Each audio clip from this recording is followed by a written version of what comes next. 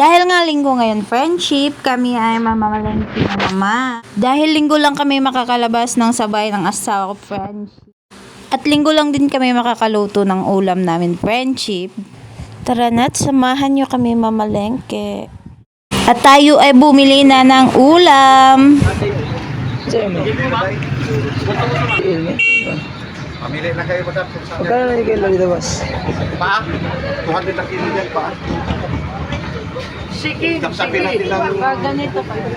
Yan, 300 sa spirit. Yan. Dito, sapsapin din natin. Timbang mo na tatlo. Timbang mo na. Sabi mo ha? Oo. Hindi lang pala. Mali. Tap na.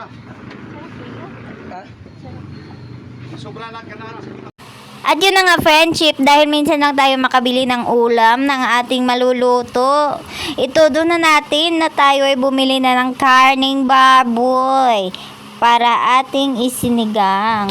At dahil nga sanay kami sa probinsya, friendship, pag umaga magkikilaw kami. Kaya nakita namin yung dilis, bumili na kami at magkilaw tayo, friendship. Nang pagkarating natin sa bahay, friendship, nagpakulo ako agad ng tubig para sa ating tinola. A few moments later.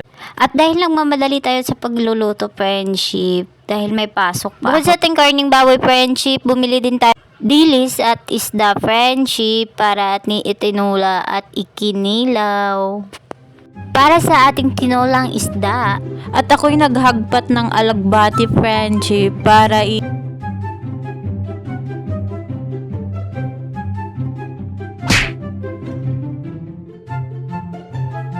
isagol sa ating tinolang isda. At ito na ang mga recados ng ating kinilaw, friendship.